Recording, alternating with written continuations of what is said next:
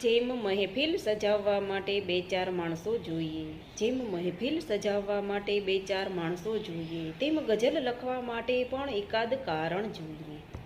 ગઝલ લખવા માટે પણ એકાદ કારણ જોઈએ. તમે સમજો છો કે ગઝલ લખવા માટે કલમ જોઈએ? તમે સમજો છો કે ગઝલ લખવા માટે કલમ જોઈએ? એવું નથી.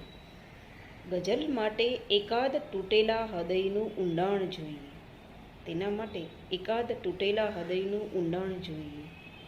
ગઝલોની આ મહેફિલને પાર પાડવા માટે, ગઝલોની આ મહેફિલને પાર પાડવા માટે છંદ અલંકારથી સભર એકાદ વહાણ જોઈએ. છંદ અલંકારથી સભર એકાદ વહાણ જોઈએ.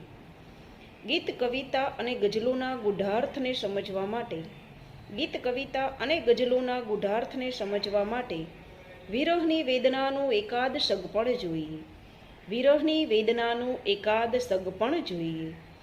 રસ્તે મળો તો કેમ છો એવું કોઈ પૂછે, રસ્તે મળો તો કેમ છો એવું કોઈ પૂછે, તેના માટે કોઈના દિલમાં ગહેરું રોકાણ જોઈએ. તેના માટે કોઈના દિલમાં ગહેરું રોકાણ જોઈએ. લખે દિયા મારી આ યુટ્યુબ ચેનલ, ફેસબુક અને ઇન્સ્ટાગ્રામ માટે આપ સર્વે મિત્રોનું ફોલો, લાઇક, શેર, સબસ્ક્રાઈબ જોઈએ.